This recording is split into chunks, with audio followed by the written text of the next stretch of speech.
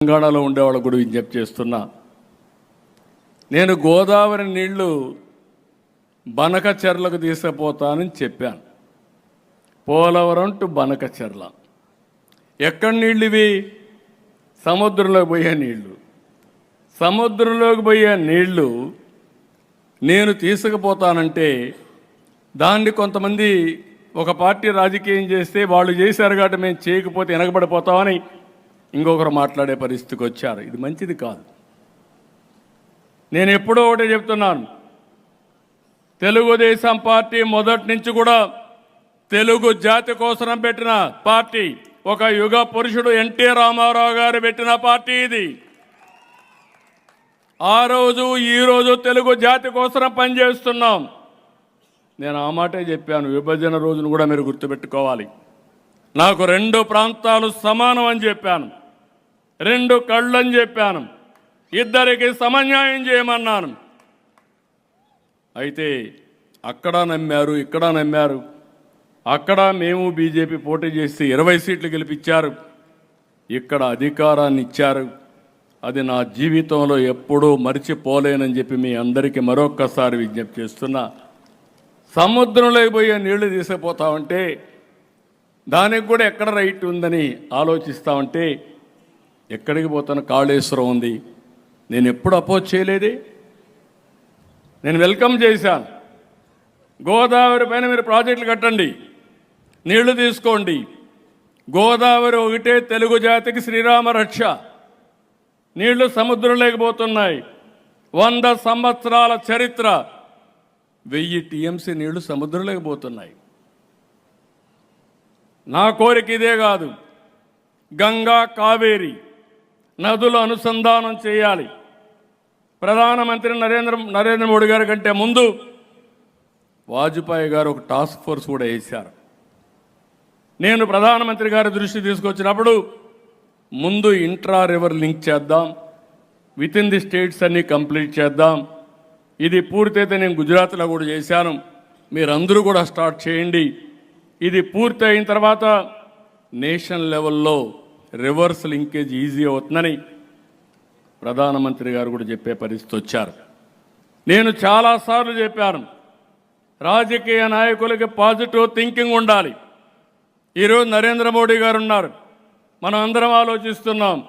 సరైన సమయంలో దేశానికి సరైన నాయకుడిగా నరేంద్ర మోడీ రావడం ఈ దేశం అదృష్టం అని మరొక్కసారి మీ అందరికీ విజ్ఞప్తి చేస్తున్నా. ఏదో నేను పొగడానికి చెప్పడం లేదు.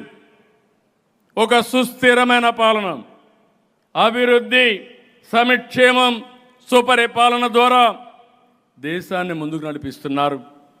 అందులో భాగంగా నా కోరిక కూడా ఉంటుంది. నా కోరిక ఆయన దేశాన్ని నడిపిస్తే నేను తెలుగు జాతిని అగ్రజాతిగా తయారు చేయాలనేది నా లక్ష్యం.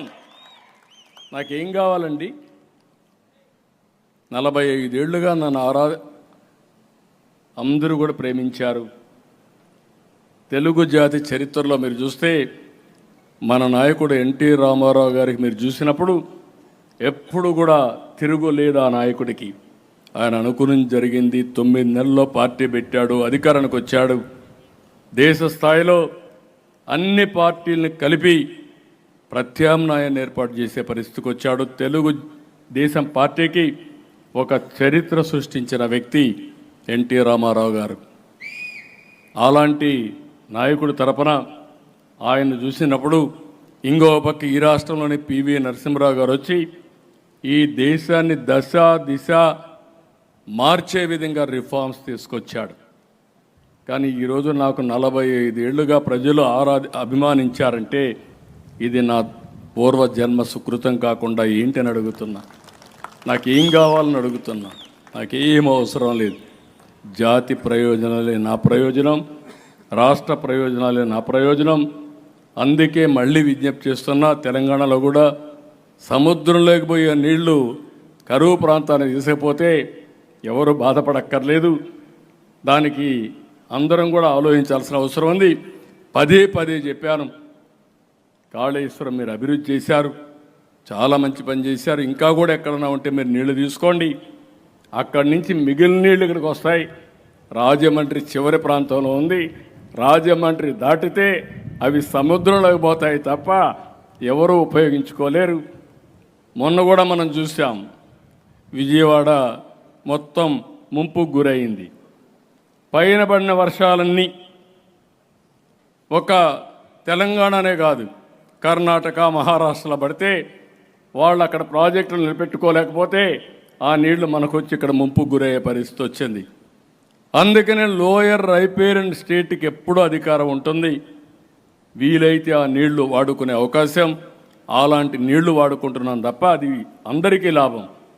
రేపు అవసరమైతే మనం ఈ నీళ్లు తీసకపోతే ఇంకొక 20 టీఎంసీ 30 టీఎంసీ వాళ్ళు కావాలంటే అక్కడ కూడా వాడుకునే అవకాశం వస్తుంది. ఇది ప్రజాహితం కోసం పనిచేస్తున్నాం, తెలుగు జాతి కోసం పనిచేస్తున్నాం అని మరొక్కసారి విజ్ఞప్తి చేస్తున్నా. కాబట్టి ఇలాంటివి అప్పుడప్పుడు మన అభిప్రాయాలు కూడా చెప్పకపోతే వీళ్ళందరూ అనుకుంటారు ఏదో వాళ్ళు చెప్పిందే రైట్ అని కూడా అనుకునే ప్రమాదం ఉంటుంది. అది కరెక్ట్ కాదు. ప్రతి ఒక్క తెలుగు జాతి మొత్తం అందరం ఆలోచించుకోవాల్సింది, ఇక్కడున్నా తెలంగాణలో ఉన్నా ఎక్కడున్నా తెలుగు జాతి ప్రపంచంలో ఏ దేశంలో ఉన్నా, ఏ రాష్ట్రంలో ఉన్నా, ఏ రాష్ట్రాల్లో ఉన్నా తెలుగు జాతి కోసం చిరస్థాయిగా తెలుగుదేశం పార్టీ పనిచేస్తుందని మరొక్కసారి హామీ ఇస్తున్నా.